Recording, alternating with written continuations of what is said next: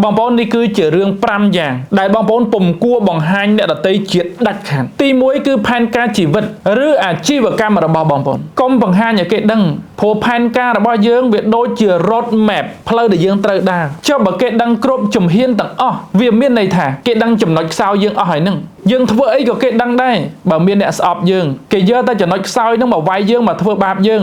គ្មានទៅមុខរួចទេចំណុចទី2រឿងលុយកាក់បងប្អូនមានលុយប៉ុណ្ណាក៏ដោយអាជីវកម្មរបស់បងប្អូនរកលុយបានតិចបានច្រើនចំណេញខាតក៏ដោយកុំប្រាប់គេទុកឲ្យគេឆ្ងល់ថាតើយើងមានលុយប៉ុណ្ណាកុំប្រាប់ឲ្យគេដឹងព្រោះមនុស្សនៅពេលដែលគេដឹងថាបងប្អូនមានលុយច្រើនណាគេនឹងចំណែនតែនៅពេលដែលគេដឹងថាបងប្អូនមានលុយតិចគេនឹងជន់យើងអញ្ចឹងកុំឲ្យគេដឹងរីឯរឿងទី3គឺបើទោះបីជាបងប្អូនបានធ្វើរឿងល្អក៏ដោយមិនបាច់អួតគេទេមិនបាច់បង្ហាញគេទេដឹងតែនៅក្នុងចិត្តរបស់យើងទៅបានហើយព្រោះការអួតការបង្ហាញនោះវាធ្វើឲ្យអ្នកដទៃនឹងទ្រឹសយើងវាធ្វើឲ្យអ្នកដទៃនិយាយដើមយើងវាធ្វើឲ្យអ្នកដទៃ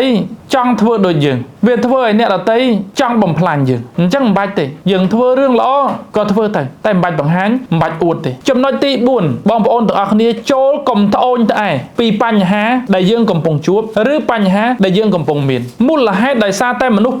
80% គេអត់ខ្វល់ពីបញ្ហារបស់បងប្អូនទេបងប្អូនចង់ជួបបញ្ហាអីក៏ជួបទៅព្រោះគេមានរឿងជីវិតដែលគេត្រូវដោះស្រាយដូចគ្នាគេក៏មានបញ្ហាដែលគេជួបដែរអញ្ចឹងគេអត់ខ្វល់ខ្វាយចំពោះបញ្ហារបស់យើងទេរីឯមនុស្ស 20% ទៀតគេសប្បាយចិត្តនៅពេលដែលបងប្អូនមានបញ្ហាដូច្នេះហើយសូមបងប្អូនកុំចែករំលែកបញ្ហារបស់យើងទុកនៅនឹងខ្លួនឯងទៅយើងដោះស្រាយបានសូមដោះស្រាយវាទៅដោះស្រាយមិនបានសូមជំនួយពីគ្រួសារយើងឬមនុស្សដែលយើងគិតថាអាចជួយយើងបានចំណុចទី5សូមបងប្អូនកុំចែករំលែករឿងជីវិតគូជីវិតស្នេហាជីវិតប្តីប្រពន្ធជីវិតគ្រួសាររបស់យើងឲ្យអ្នកដទៃដឹងឲ្យសោះកុំគ្រួសាររបស់យើងមានបញ្ហាអីក៏ដោយជជែកគ្នាទៅដោះស្រាយគ្នាទៅសូមកុំទៅប្រាប់អ្នកដទៃថាប្រពន្ធខ្ញុំចេះប្រពន្ធខ្ញុំចោះប្តីខ្ញុំចេះប្តីខ្ញុំចោះកុំវាធ្វើឲ្យគ្រួសាររបស់យើងនឹងអស់តម្លៃហើយមួយទៀតវាធ្វើឲ្យគេនិយាយដើមគ្រួសារយើងមួយវិញទៀតគេនឹងឆ្លៀតឱកាសហ្នឹងបំបែកបាក់យើងអញ្ចឹងទៅបងប្អូនសូមរក្សាអ្វីដែលជាការសម្ងាត់ត្រឹមខ្លួនឯង